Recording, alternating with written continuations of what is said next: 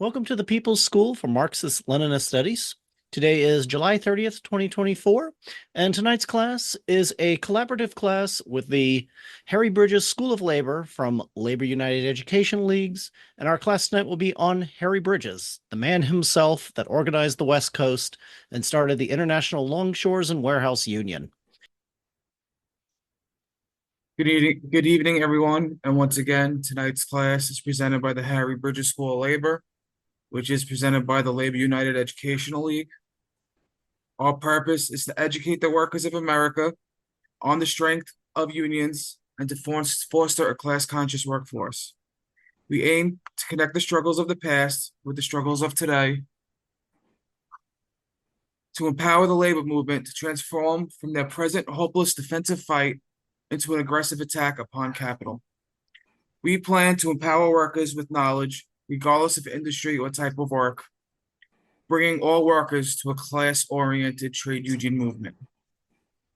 What we'll be learning today, first, we're going to go into the early life of Harry Bridges up until the time he came to the U.S.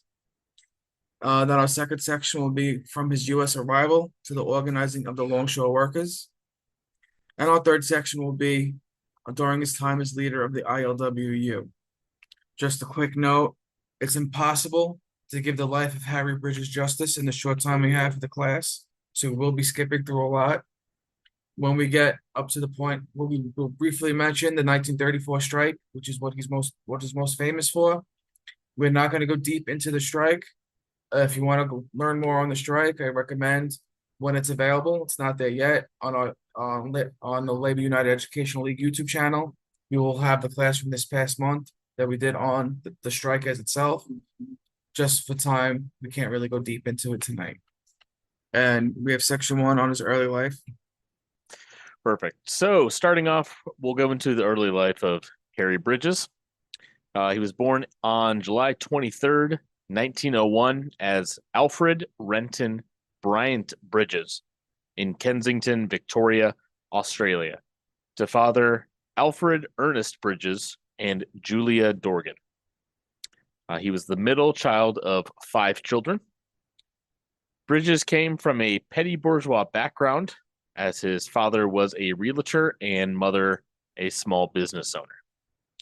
His father was a Protestant and his mother an Irish Catholic. Julia Dorgan, Harry's mother, and her sister Ellen were members of St. Mary's Star of the Sea parish and friends with the Archbishop and Irish nationalist Daniel Mannix. Ellen and Julia likely met Mannix during his tenure as parish priest. Mannix was a committed Irish nationalist and defender of working-class organizations, many of which were filled and led by Irish Catholics. Alfred's father never attended church, but young Alfred, or Harry, followed his mother's example and attended church regularly and served as an altar boy. Julia also gave young Alfred lessons in Irish nationalism. He later enjoyed telling how his mother had him use only penny stamps, 12 or more, when he mailed her letters to her family in Britain. He complained that he had to paste the stamps everywhere on the front and put some on the back, and that the glue left a bad taste in his mouth. Julia explained that penny stamps featured a kangaroo, but larger denominations pictured the king, and she did not want her son licking the king's backside. Around the age of 15, young Alfred began to call himself Harry, in emulation of his favorite uncle. Harry Renton, or Harry Bridges, Alfred's brother, had married Julia's sister Patrice. They lived on a small farm near Yea, 80 miles north of Melbourne. Bridges' uncle was a union member and strong supporter of unions. Uncle Renton worked as a wool presser, compressing bales of wool during shearing season, and belonged to the Australian Workers' Union, major support for the Australian Labor Party in rural areas. Whenever Uncle Renton visited the family in Melbourne, his young namesake couldn't bear to let him out of sight. Bridges' father and uncle also talked about politics and unions. Uncle Harry was the local organizer for the Labor Party and was known as a fearless speaker and a fair fighter. His other uncle, Charles, brother of Alfred and Renton, also participated actively in the ALP, later serving as a member in the state legislature of New South Wales and as a Sydney alderman. When war broke out in Europe in 1915, Uncle Harry enlisted like many Australian men, who made up 2/5 of the British soldiers. He was seriously wounded on July 28, 1916, young Harry's 15th birthday, and died 12 days later. Young Harry had readily absorbed lessons in school that reinforced his father's patriotism and pride in the British Empire. Now he wanted to emulate Uncle Renton and a cousin who also volunteered. Harry, however, chose the Navy. He tried to volunteer, but required his parents' consent because of his age, and they refused. As a teenager, Harry worked for his father, who sent him out to collect rents, assuming that his firstborn son would enter the family business. It was a painful experience for Harry. Some of the tenants were poor, and young Bridges thought it was cruel to take rent money from them. Then he found a way out. He collected rent from tenants who could pay and loaned money to those who couldn't. His father wanted him to join the family business, but instead, Harry worked briefly in a clothing factory with his friend Mick Turner, and then became a, quote, junior clerk with Sands and McDougall, a stationery firm, where he worked until July 1917. He had trouble keeping his mind on his work too, for he was reading the adventure stories of Jack London, whose sea wolf called him to the sea. Another London book, The Iron Heel, confirmed the anti-capitalist outlook that characterized him in later life. Soon, his father helped him get a job on a small sailing ship that ran between Melbourne and Tasmania. Some of Bridges' shipmates were Wobblies, and they enthralled him with their stories of strikes and job actions, their talk of one big union for everyone, and their IWW motto, an injury to one is an injury to all. Much of what they had to say reinforced what his uncle had told Harry, but he learned even more from his own experience. His first 2 years at sea were a cram course in working-class philosophy and tactics. He had only been sailing for a few weeks when he went on strike in support of another union, and before the year was out, he was caught up in a general strike. It was an unforgettable experience for a boy barely a month past his 16th birthday. Bridges, later in his life, would say about his experience in Melbourne. This is a quote from Bridges. "I was just a young kid, but I can still remember it. We piled off the ships in Melbourne for a stop work meeting on the front. There were 2,000 or 3,000 men gathered there, and the meeting was lit up by torches. The whole country was shut down, and even the electricity had been turned off. The newspapers and the respectable labor leaders were all screaming that the strike was an IWW plot to sabotage the war effort. But the rank and file was all for supporting the railwaymen, since the principle of unionism was involved. One out, all out. That was our slogan." And this is continuing his quote. "Well, we listened to the speeches. Then we all took torches and marched 2 or 3 miles to an army post on the outskirts of Melbourne, where there were assembling troops to use against the strikers. They put up soapboxes right in the middle of the post, and striking longshoremen, sailors, and railwaymen got up and explained to the lads in uniform that the strike was for the principle of unionism. Well, we convinced the troops, or maybe we scared the authorities so much they didn't dare use the soldiers. Anyway, it was a successful demonstration. That was my first big strike, 1917. Renegade Australian Labor Party officials were in power then, and the Labor politicians broke the strike with a company union and used farmers, schoolboys, and university students as scabs.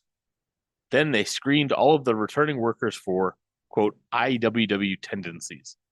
That was what they were after in those days. After World War I broke out, Harry went to sea and traveled through many parts of the world. What he saw would start to shape the politics that would define him later on. This is another quote. Well, I took a trip that gave me a look at India and another at Suez. And what I saw there didn't seem to line up with what my father had told me about the dear old British. Then I got, quote, home and saw London. It was the filthiest, most unhealthy place I ever had seen. And the people in the slums were worse than the natives in India and Port Said. Dirty, nasty, no good. So this, I say, is British democracy. Why, back in Australia, everybody had enough to eat. Everybody had a decent place to live. For years, we'd had a labor government and workmen's compensation and old age pensions, everything of that sort. So I kept traveling around, and the more I saw, the more I knew that there was something wrong with the system. Bridges had been sailing on Australian ships for 4 years when on April 13th, 1920, his ship docked at San Francisco. He came down the gangplank with his sea bag and his mandolin, paid the $10 head tax required of immigrants in those days, and became a resident of the United States. A week after his arrival, he transferred his membership from the Australian Seamen's Union to the AFL Sailors Union of the Pacific. For the next year, he worked in the easygoing pattern familiar to seamen, shipping out on one ship after another with layovers on the beach between trips. The Sailors Union was soon disbanded after the 1921 Seamen's Strike. This led to Harry joining the IWW. Harry Bridges explaining his reasoning for joining the IWW. Quote, it was right after the sailors' strike in 1921. I saw how the AFL sold out the strike, and that's why I joined. I believed in unions for the working man. As I told you, I had been to England, and I didn't like what I had seen. The way the mass had been beaten down made spineless. His membership in the IWW would be one of the reasons used to try to deport him later on. As his deportation hearing in 1939, he set the record straight on his time in the IWW.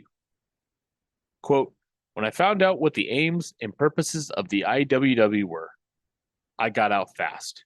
Their aims were syndicalistic, I think. They are more or less an anarchistic group. In other words, they prate and carry on under a program of extreme rank-and-fileism. And all they succeed in doing is creating a lot of general disruption and bogging down the advance of labor generally, under a cloak or a guise of democracy.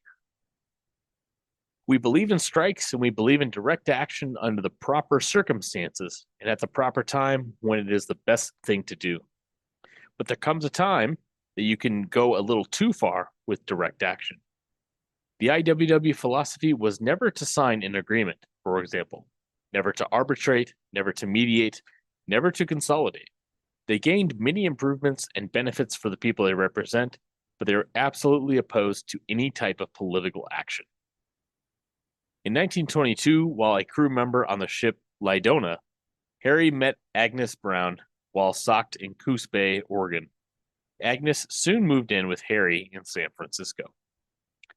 To pay the rent, he accompanied an acquaintance to work at the Matson dock. Thus began Harry Bridges' career as a San Francisco longshoreman. And with that, we'll break for our first round of questions and comments. Something that I have noticed, and I could be right or wrong,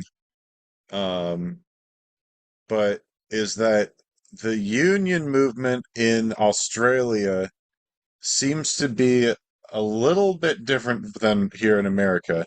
And we don't have to get too far off topic, but does anybody know if they seem to be a little bit more militant over down under, and maybe why? I haven't been able to figure that out, and I've almost wanted to do my own research, but that's pretty much what we've discussed up to this point. I wonder if anybody else can answer that.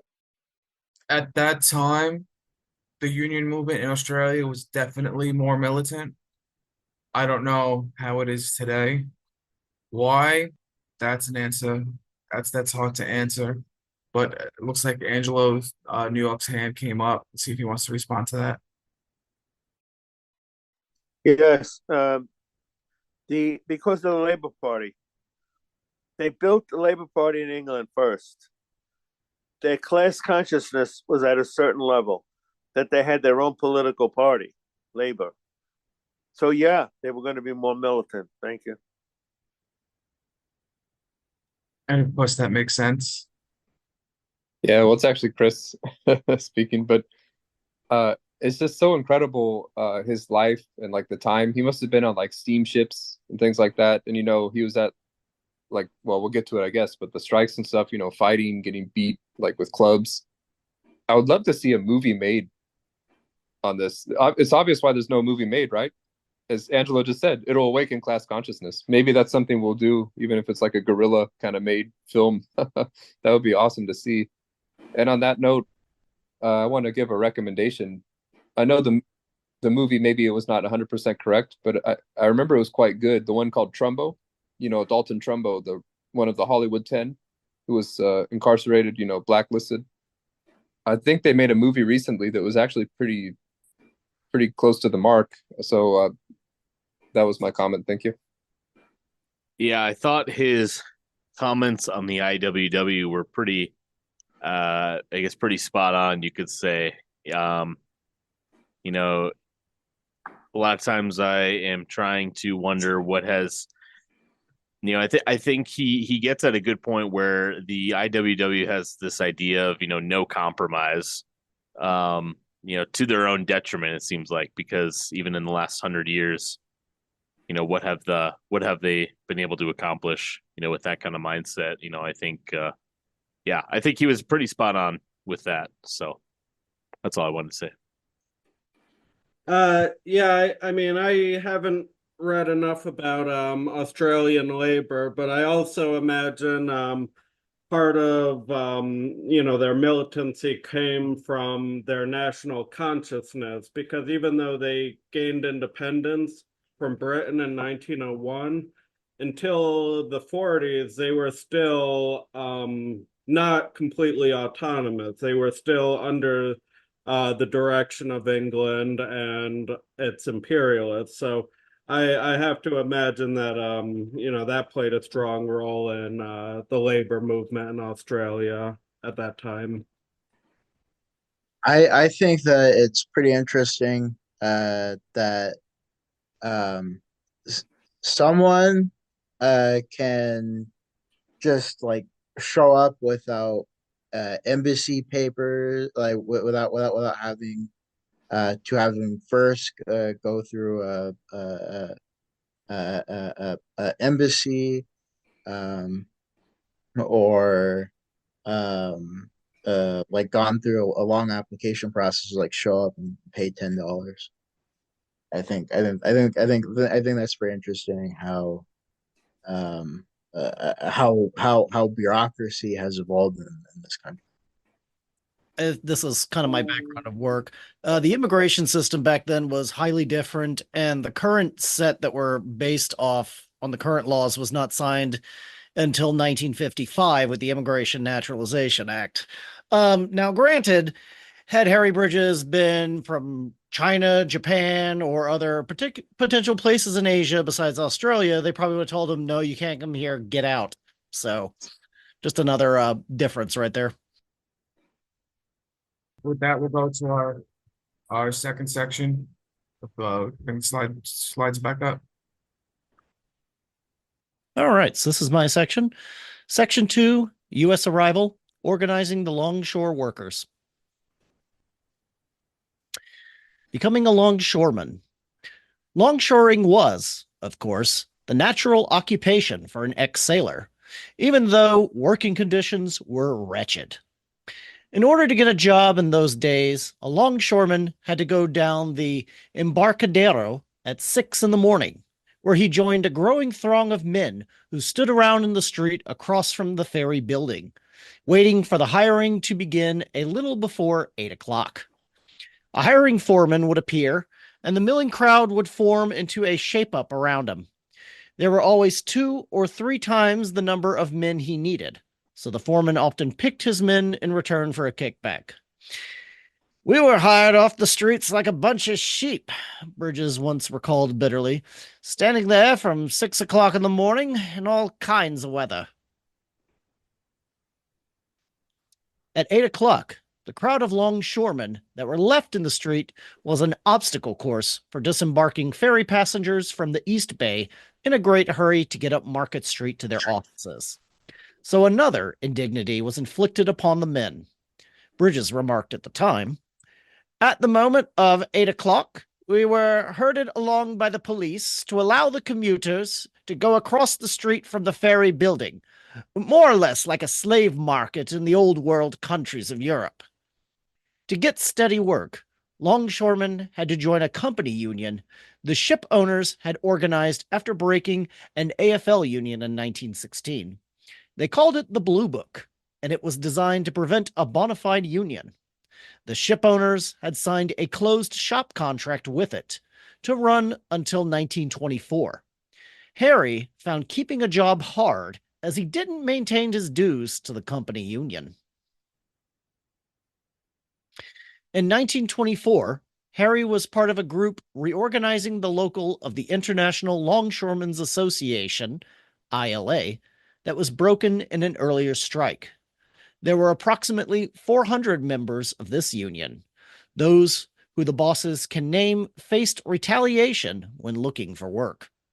It was years before any of them could find steady work on the docks. Harry's first child, Betty Jacqueline, was born on December 26, 1924. It was a difficult time for the Bridges family. Nevertheless, Harry and his family persisted. In 1926 and 1927, he gave in and kept his dues paid up in the Blue Book Union. Late in 1927, he lost his job when an employer held back some of his pay and asked the Blue Book delegate to handle the grievance for him. By 1928, Harry was earning enough that the family could move to a small house near the southern boundary of the city and buy a used car. He was working such long hours that sometimes he caught the streetcar near midnight, fell asleep, and woke up at the end of the line. He once worked for 28 hours with only meal breaks. Such a long stint was neither typical nor unusual. Henry Schmidt, who started working on the docks about the same time as Bridges, recalled one shift of 36 hours and one of 14 hours without a meal break. In the early 1930s, Harry Bridges struggled to keep his family housed, fed, and clothed. After the stock market crash in 1929, unemployment increased steadily. Fewer ships arrived on the waterfront. Unemployment brought more men to the shape-up to compete for fewer jobs. In December 1932 or January 1933, Bridges found a place in a steady gang. The family's food relief was discontinued on February 1st, 1933, but there were still days with no work. When he could find no work, Harry sometimes spent the day in the public library. Other days, he took Jackie, Betty Jacqueline, with him, checked out a stack of books, and went to the park to read while Jackie played nearby. His reading ranged from shipping industry trade journals and the Wall Street Journal to socialist publications. He concluded that the existing economic system held no prospect for shaking off the Depression. Amid this crisis, two small groups began to organize longshoremen. Lee Holman, who had led ILA organizing efforts in 1924 and 25, headed one group. Communist Party members made up the other small group. In September 1931, Lee Holman gathered a small group of ILA veterans who elected him temporary president and business manager. In March, John Vorkland, secretary of the ILA Pacific Coast District, refused to give Holman financial support, blaming financial difficulties, but Bjorklund may have also recalled Holman's earlier failures.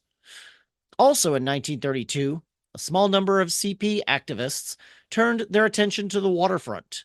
The key figure was Samuel Adams Darcy, District organizer for California, District 13.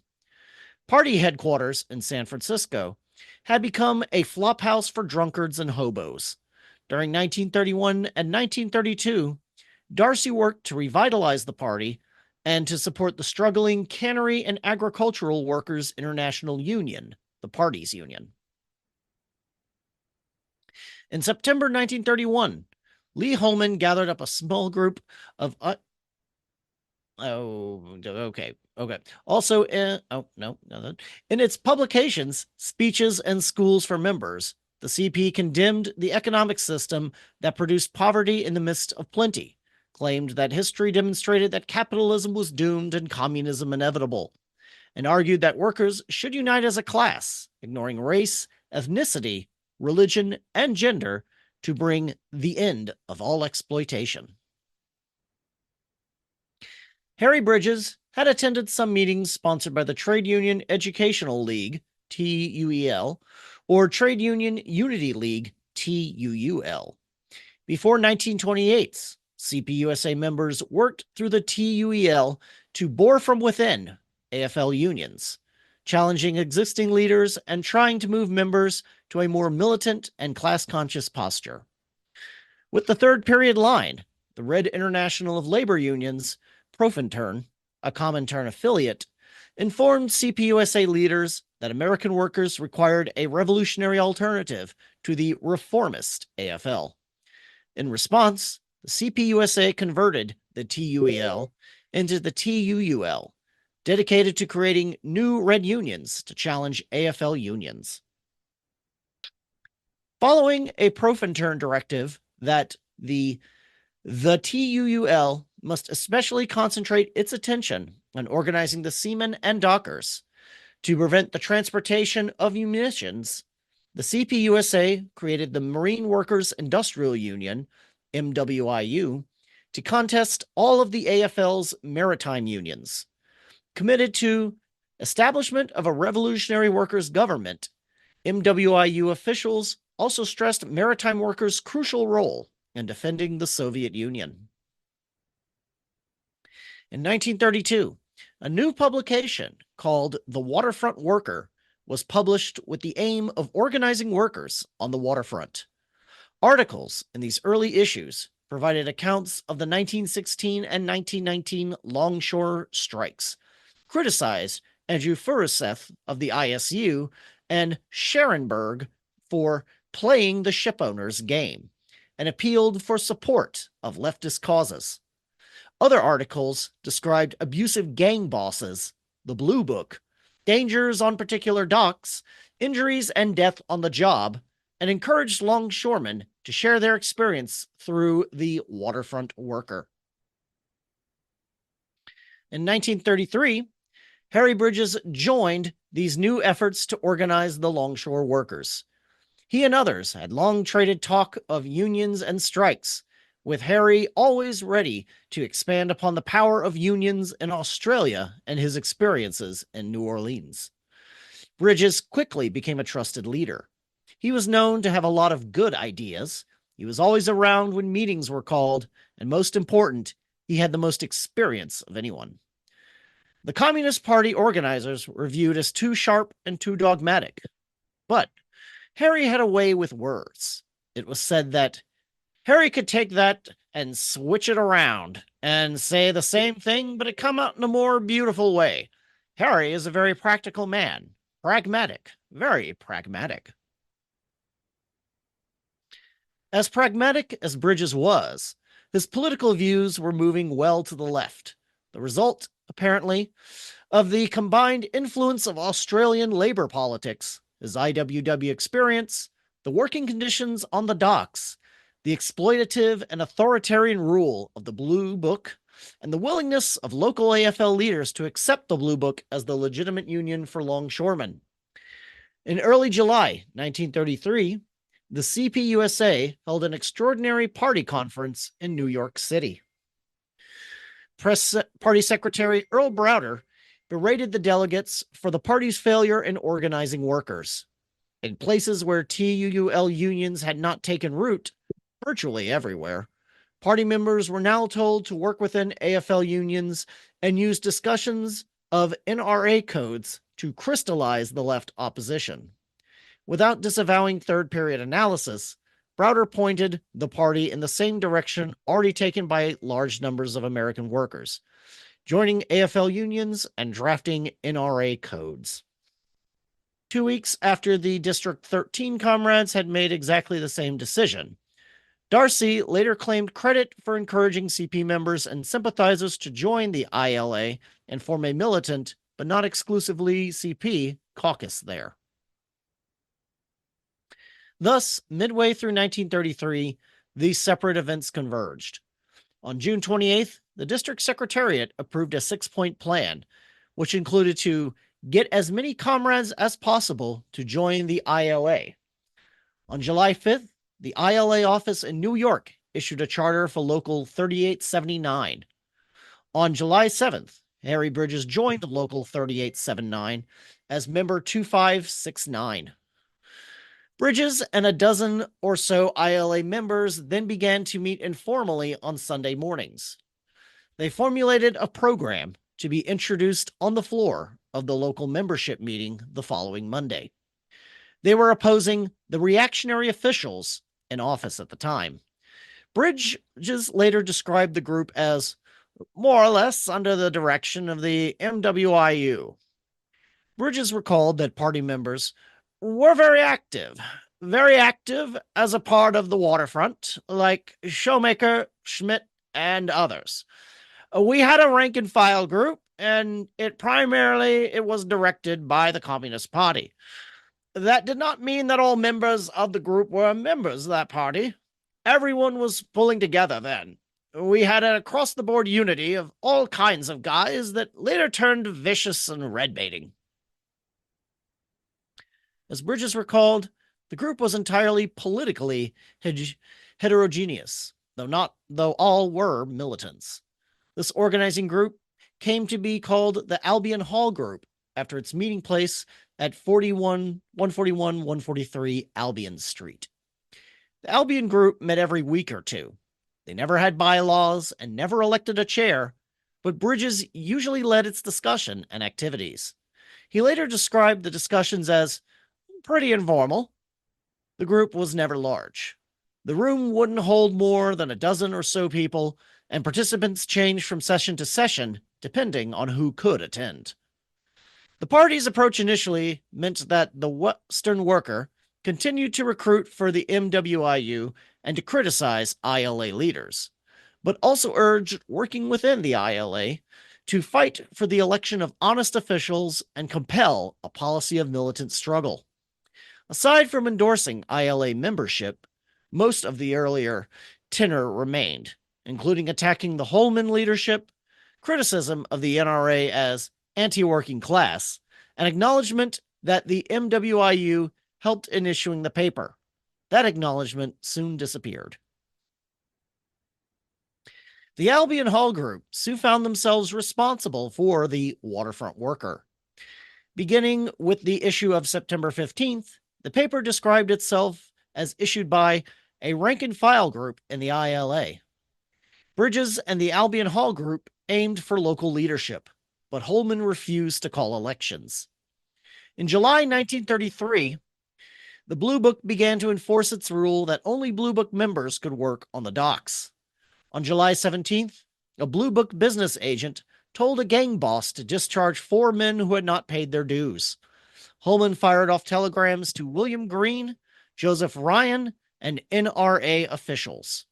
Calling the Blue Book a company union, Holman requested NRA intervention, claiming the discharges violated Section 7A, which prohibited compulsory company union membership. There was little immediate response. The Blue Book offensive continued into August, especially on the Matson docks. The waterfront worker encouraged workers on each dock to elect a dock chairman who would notify the waterfront worker in event of a discharge, so the waterfront worker could dispatch a speaker to push for job actions. At the same time, Bridge and the Albion Hall Group were focusing on election of officers. Through a myriad of struggles, the elections would finally come in September. 19 members of the Albion Hall slate were elected. The new officers, including Harry Bridges, meant business but faced serious challenges. To break the domination of the Blue Book, protect ILA members from retaliation by employers, develop a close working relationship with other locals in the ILA PCD, work out demands to be made on employers, write their demands into NRA code, and, perhaps most important, build confidence and unity among local 3879 members such that they could defy and defeat the inevitable opposition from employers. They approached these daunting tasks amid a nationwide strike wave. NRA Section 7A had spurred an organizing flurry, but disappointment with the NRA codes soon produced strikes. Most strikes failed. The few successful strikes of 1933 nearly all grew from a previous organizational base. Amid this strike wave, Bridges and his allies began to serve as officers of Local 3879. Their actions, and those of others, over the next several months proved crucial for that organization to develop into a militant union, able to carry out one of the most significant strikes of the early 1930s. The same day that Local 3879 elected officers, the NRA Board of Adjustment ruled on the ILA's claim that the Blue Book was a company union. The board specified that ruled that the Blue Book was not a company union and its existing contract was valid, including the requirement that longshoremen have their Blue Book dues paid to work. However, the board also advised the Blue Book not to discharge men delinquent in dues because of lack of work and not to blacklist ILA members. Soon, led by Bridges, the legitimacy of the Blue Book was attacked through job actions. These actions increased the confidence of ILA members, winning an end to force Blue Book dues in order to work. Then they struggled over race.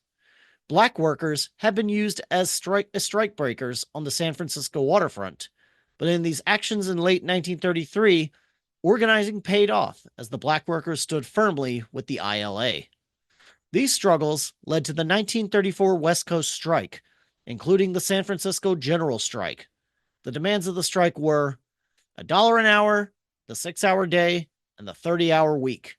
They wanted union representation. But above all, they demanded the abolition of the hated shape-up and its replacement with a union hiring hall. The strike would last 83 days. The workers' demands were mostly met by an arbitrator's decision. And with that, we'll break for second round of questions and comments. Yeah, I just wanted to say how it's interesting that major figureheads in our movement can either be of the ilk, like, say, Marx or Lenin, where they are, they're either like a lawyer or a journalist or something, and their ability to study and write and understand law and geopolitics is unmatched.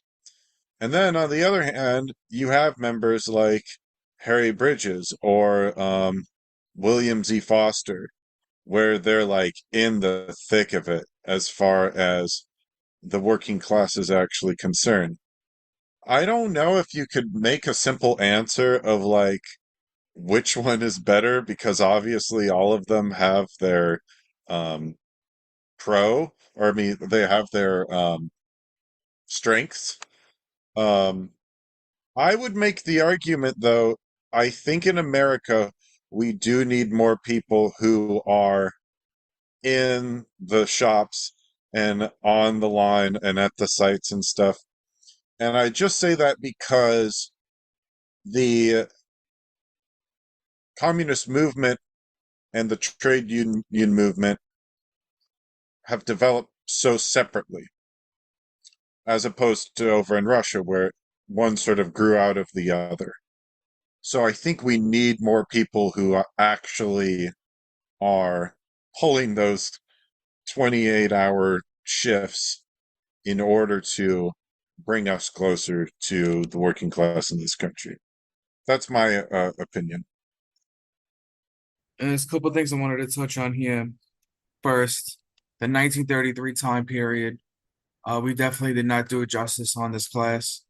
There was a lot of what that went on. There were strikes in 1933 before the major strike in 1934. One recommendation is the book Harry Bridges, Labor Radical, Labor Legend.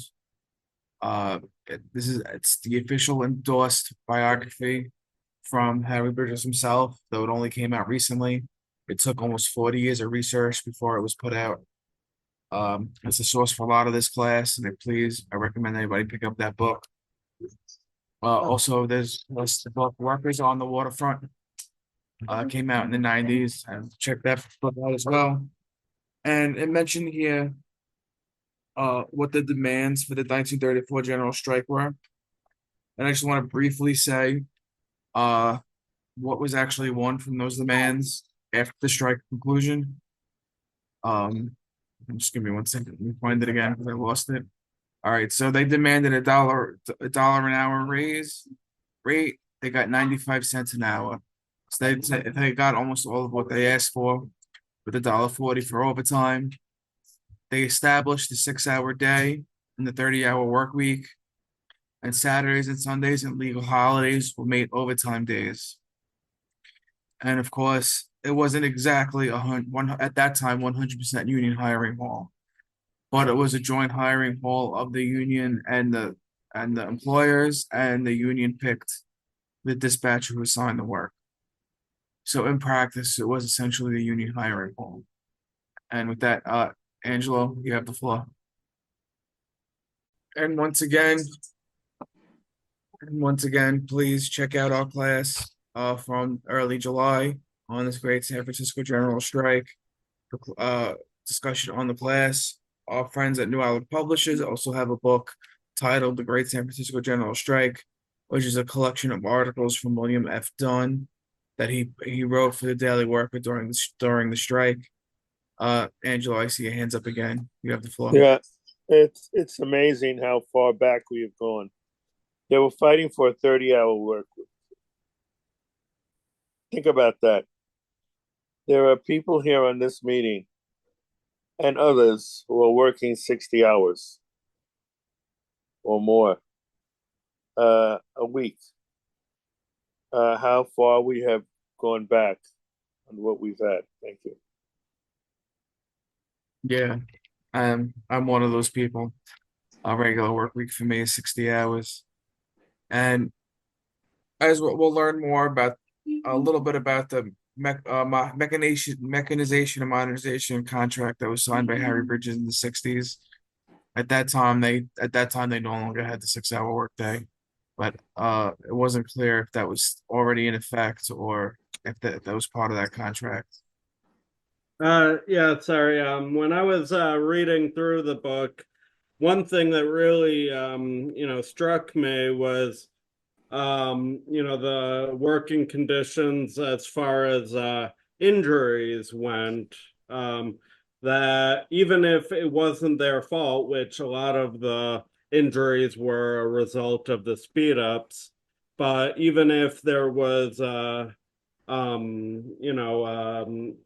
just being in the wrong place at the wrong time, they had 3 strikes. If they got injured 3 times, they would basically be blacklisted from working on any of the docks because the bosses were afraid that they would be too expensive to keep around.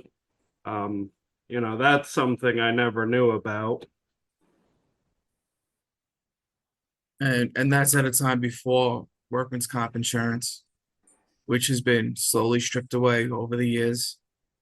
And one more point before we go back. It was mentioned early in this section, the shape up, which was how longshoremen were hired before Hall was won.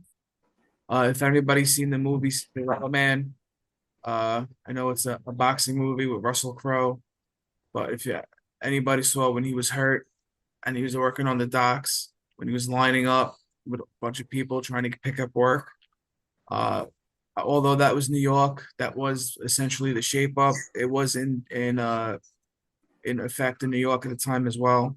as of course the ILA, the International Longshoremen's Association, at the time supported the shape-up. We're going to move on to our last section. And this is our third section, this time as leader of the International Longshore and Warehouse Union. Bridges was elected president of the San Francisco Local in 1934 and president of the Pacific Coast District of the ILA in 1936. During this period, the ILA commenced its quote-unquote march inland, and which had organized many warehouses, both in the ports and those at a distance from them, which received the goods that the longshoremen handled. Bridges led efforts to form the Maritime Federation of the Pacific, which brought all the maritime unions together for a common action, otherwise known as amalgamation. That federation helped the Sailors Union win the same sort of contract after a long strike in 1936 that the ILA had achieved in 1934. In 1937, the Pacific Coast District, with the exception of 3 locals in the Northwest, formally seceded from the ILA, renaming itself the International Longshoremen's and Warehousemen's Union, now the International Longshore and Warehouse Union. Harry Bridges had many accusations of communist membership or so-called fellow traveler status constantly thrown at him. The federal government tried a series of deportation cases against him in 1939, 1941, 1949, and again in 1955. The government argued that Bridges was a Communist Party member and deserved to be deported on those grounds. Bridges always denied the charges, and the government case was often weak. I would say always weak. The government witnesses included perjurers, disbarred lawyers, and racketeers. In the early 1950s, however, Bridges was convicted of lying under oath about his membership in the party, but the U.S. Supreme Court tossed out the conviction on technical grounds. Bridges' union activism produced enemies in high places since he was not a U.S. citizen. They repeatedly accused him of being a member of the Communist Party as a way to deport him. He found himself repeatedly investigated, charged, and tried from the mid-1930s until the mid-1950s, once again. Failing to find reliable evidence, some of Bridges' opponents in the 1930s resorted to first falsification and perjury.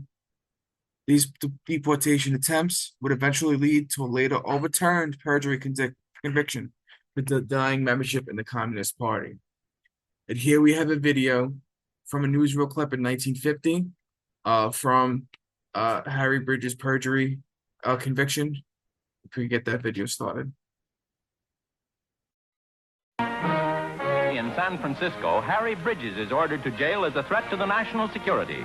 The Longshoremen's Union president had been out on $25,000 bail since last April, when he was convicted of perjury for denying membership in the Communist Party. I'm an officer of a left-wing trade union, and that's the way those people think, and as long as my rank and file feel that way, my job is to represent them that way. What do you mean by a left-wing trade union? Well, obviously, on the record, it's a union that means that's willing to arbitrate. To start with. That's a matter of record. It's also a union that believes in a lot of rank and file democracy and control. It's also a union that recognizes that from time to time, it's got to stand up and fight for certain things that mightn't necessarily only be wages, hours, and conditions. Civil liberties, racial equality, and things like that. And this is a video from an interview Harry Bridges did in 1974, I believe. This is a clip we cut up.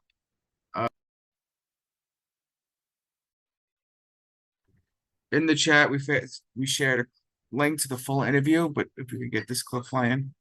Here, Harry Bridges talks about his time on the perjury cases as well as his views on the Soviet Union. Scoundrel, a bogeyman, the scourge of the port. That didn't bother you? No. How did you hold on to what you knew yourself to be? I had a bunch of guys down below that I represented, and if I made a mistake, and I made plenty and led with my chin, they'd throw me back into the ring, and I said, "Get back in there, you stupid school and ducked next to us. I had something going for me that way. A lot of other people didn't. I always had a rank and file down below. I knew I could always fall back into their arms. I made a mistake and explained it that way. They understood. So that's where I was better off than other people. Look, there's different kinds of hatred. I'd say in the labor struggles or political struggles, left-wing radicals.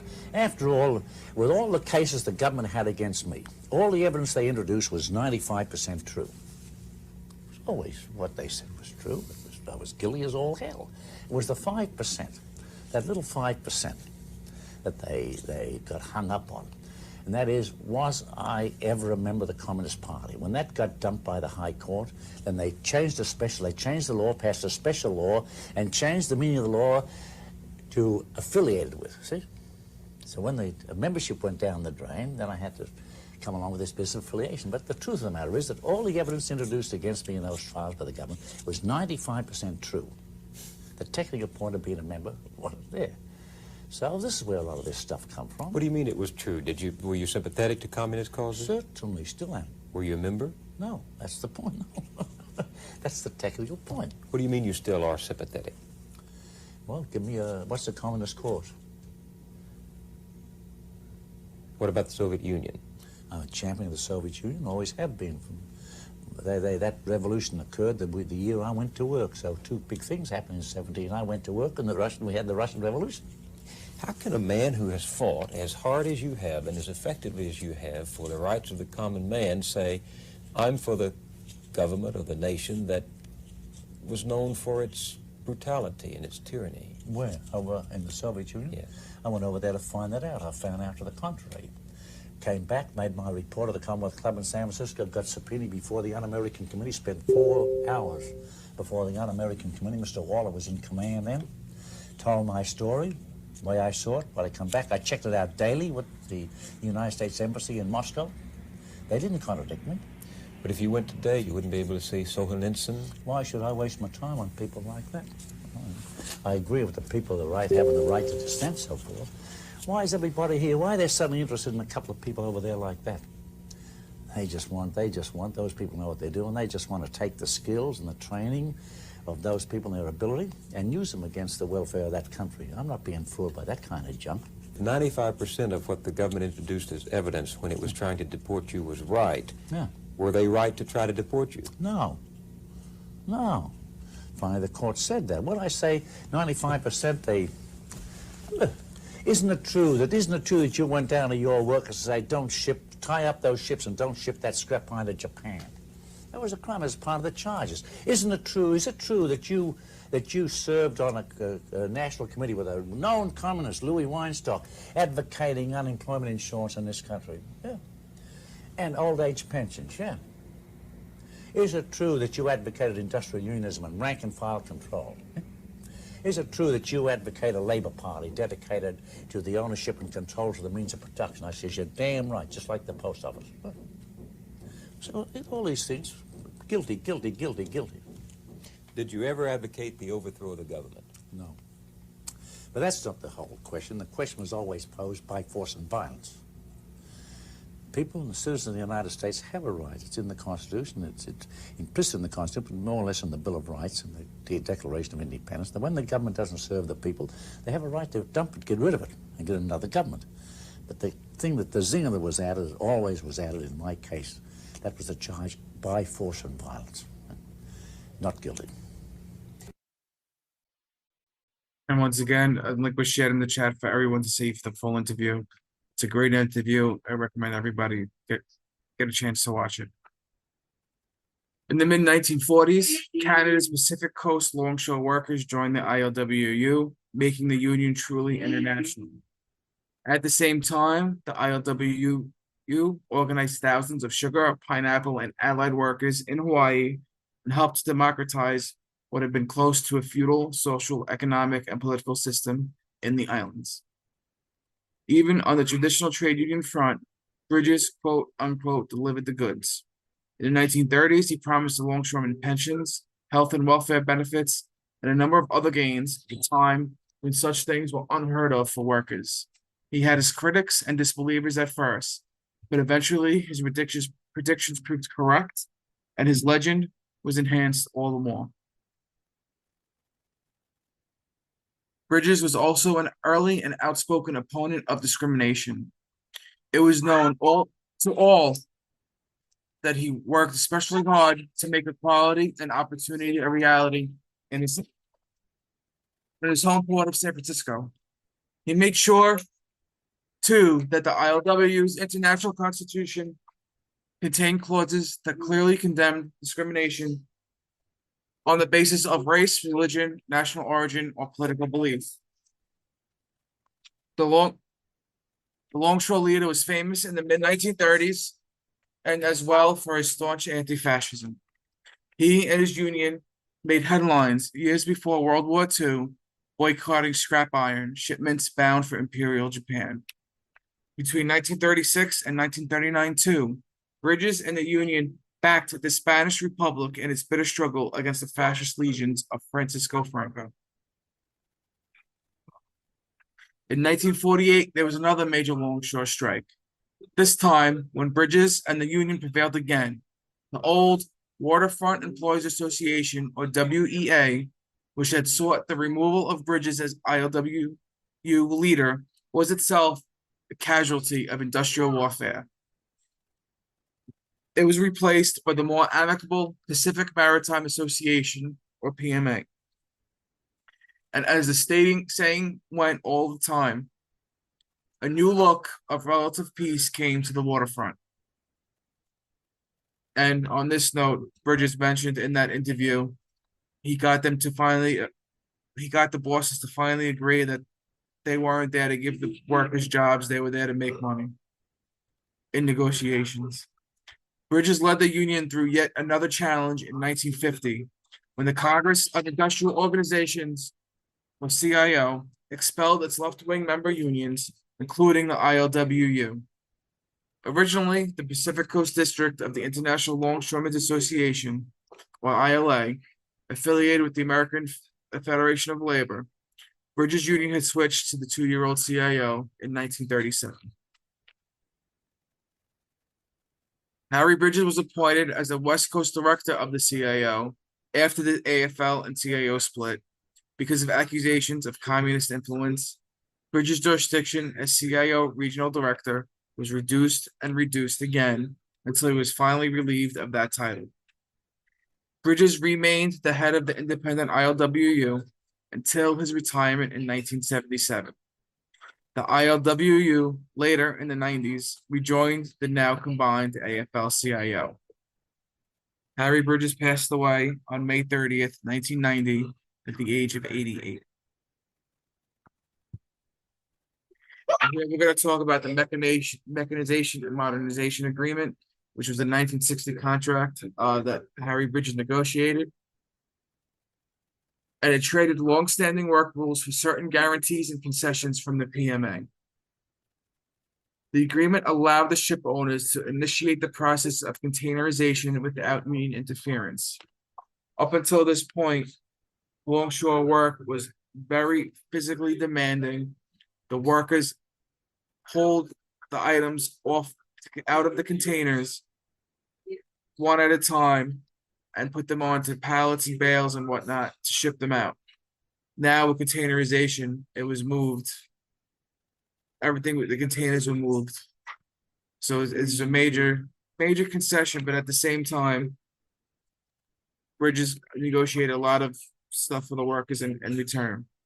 Union members still debate the terms of the M&M contracts of 1961 and 1966. Today, relatively few question Bridges' original assessment that it was better to accept the machine and get what you could than expand your resources fighting a battle you would surely lose in the long run. When M&M was first signed, Bridges was hailed by the mainstream media as, quote, a great labor statesman, unquote. Since he still saw himself as a militant unionist with roots in the rank and file, who was something of an outsider and a rebel, he clearly voiced his distaste for the label. True to his traditions, he was also critical of America's involvement in the war in Vietnam during the late 1960s and early 1970s.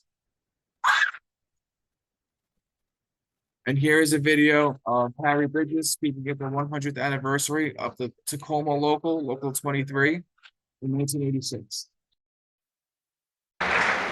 Time marches on. Quite a while ago, since I first came to Tacoma to talk to the Tacoma longshoremen, I was much younger then and had a little experience in trade unions, especially with a group that was well known in Tacoma up around here, and in the lumber industry there was the ILWU or the Wobblies. But then the whole background of it was, without me, you've got to watch people like me, was in my advanced age. It's a bad habit of older people. If you're not careful, they'll talk all night. I'm not going to let it happen. And there's plenty I can talk about on this 100th anniversary of the Tacoma Longshoremen, but I don't want to tell it, but there's a couple of things I have to mention that have great importance to our union at the time, the development of it, the founding of it, and how it was used by me and by the rank and file of the union to develop that organization. It was one that had an outstanding history, not only in the United States, but in the whole world. And I refer to the beginning of the union back in the early 20s. In 1919, the longshoremen of San Francisco went on strike. I wasn't here, I was a seaman going to sea. Came there in 1920. Well, the strike was broken, now became a company union. In 1924, the ILA, which of course was the union at that time of longshoremen, put in a charter and started to organize again. I, as well as 300 or 400 others, joined up. It was a Labor Day parade in '34, and company union agents stood on the sidewalk, took our names, and we suffered a couple of years of blacklisting. On the other hand, a part of the 1919 Longshore strike in San Francisco, which was broken, resulted in large numbers of black people coming to San Francisco as strike breakers. And when the organizing program of the 20s started, to organize the black people in the union was difficult. The strike wound up with a company union. We call it the Blue Book. And as I say, the company union supported the strike breakers. It was a difficult problem. One way we solved that problem, I was one of the people who were very active in trying to organize a new union, came to us through the work and the standing of the Tacoma Longshore Local. To make this story short, in 1934, I came to Tacoma with a couple of other San Francisco longshoremen. Our purpose was to call a coastwise convention of all longshore and all locals to plan something for the future.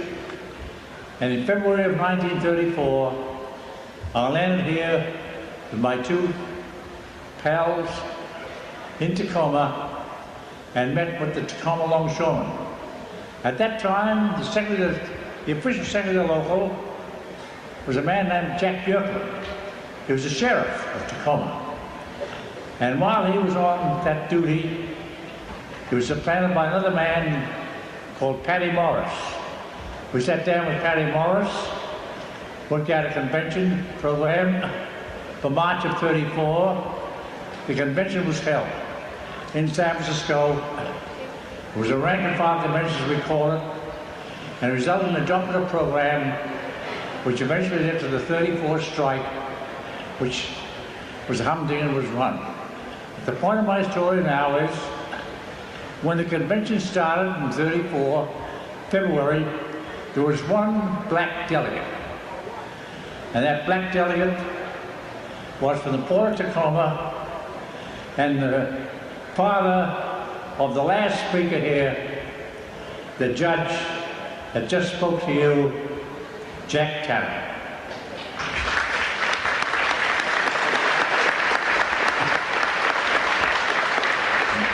When the convention took place in San Francisco, there was one black delegate. I felt bad about it because in the port of San Francisco, there's a large number of black people that are being imported to break the 1919 strike. And to convince the white members of the Longshore local then that they must be taken to the Union was difficult. So the best example I could have and used to use was the example of Tacoma and having black delegates and black members, and it's time we've done something of the same. So it took a long period of time, but it finally worked out. So one thing the West Coast Longshore's got to be thankful for is breaking that color line. That's a part of the history. Anybody wants to know what's going to happen in the future and what the future of the workers of this country is going to be, put your faith in the labor unions, you put your faith in the rank and file. If you don't, there's no other place to put it. That's been my experience after many, many years as a trade unionist, as a trade union official, and I'm going to stay that way as long as I live. I guess I won't be around for another 100th anniversary of this or the other union, but I can at least look back with some pride and look at the union today and see its conditions are good, amongst the best in the country, and the wages and other things still amongst the best in the country. And my advice, I take this occasion to mention, no labour union is worth its salt as it takes an active part in the fight for world peace and peace for all peoples, no matter what their country, what their colour, what their nationality is. And I'll leave you with that message and look forward to the future. Thank you all very much.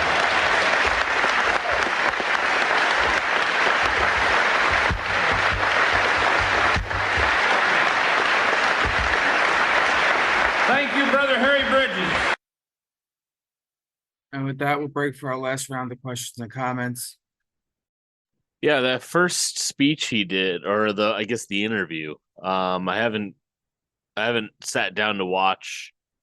I've seen little bits and pieces of it, but even getting to see those 4 minutes, I mean, that was incredible. I mean, it really speaks to kind of, I guess, how consistent he was, throughout his whole life. I mean, like he said, what was he, 16? I think he said in 1917 when the Russian Revolution. I mean, so imagine being 16 and then, being that consistent throughout your whole life as far as your politics. I mean, yeah, incredible man.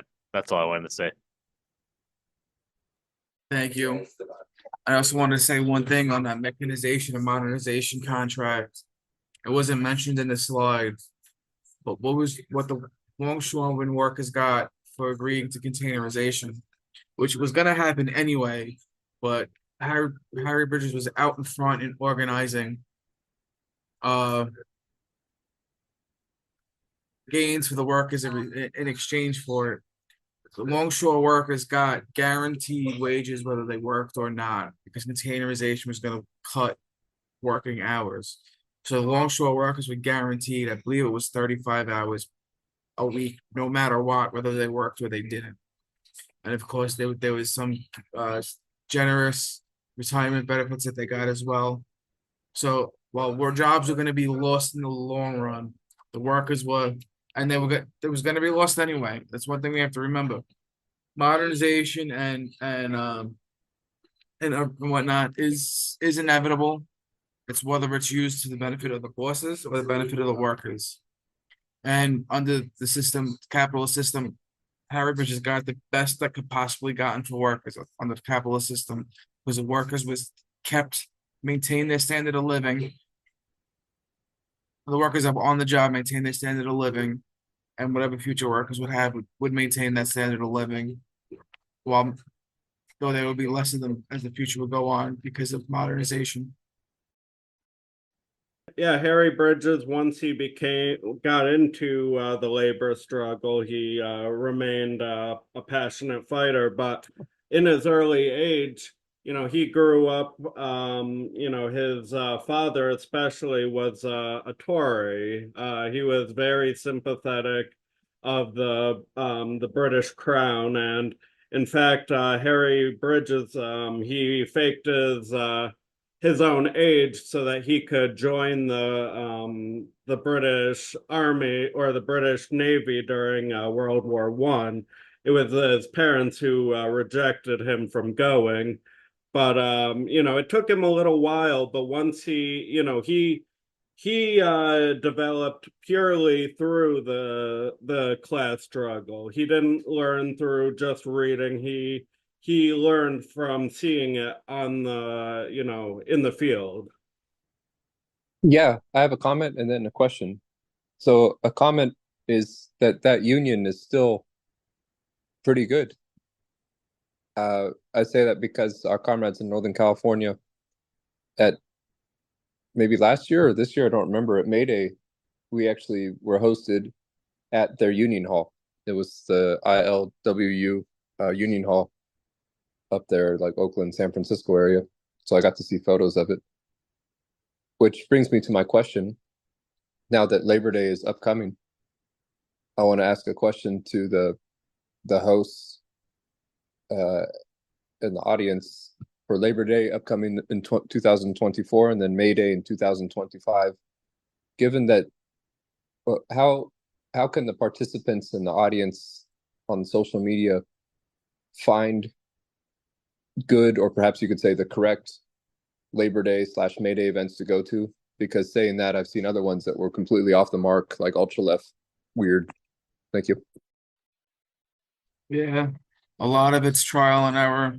We're working on putting together a list of events. Most events are for Labor Day itself. Most events are run by central labor councils. There's very few that aren't. So it's going to be a generic trade union event, but we insist all LUL members and all party members to go out and join the workers on Labor Day. And with that, we'll go to our wrap up. And once again, you can visit our partner publishing house, New Outlook Publishers. It's a house support the People's School, and of course some relevant classes for tonight. The Great San Francisco General Strike, as I mentioned earlier, by William F. Dunn, as well as it was noted that Harry Bridges was a strong anti-fascist fighter, and you can find The People's Front by Earl Browder. And the latest releases for New Outlook Publishers was Marxism and Modern Idealism by John Lewis and Fascism and Social Revolution by R. Palmer Dutt. And now we go to the typical Harry Bridges closeout slides. Once again, Harry Bridges School of Labor is presented by Labor United Educational League. And you can find, or LUL, and you can find us on various social media platforms. You can find us on Twitter at LUL_US, on Instagram at LUL.US, on Facebook at LaborUnited.LUL, and on YouTube at Labor United, where we mostly share, repost our old classes from the Harry Bridges School of Labor. And of course, you can find LUL on its website at LUL.US, and our publication, Labor Today, at labortoday.lul.us. And our closeout song tonight will be The Ballad of Harry Bridges by Pete Seeger.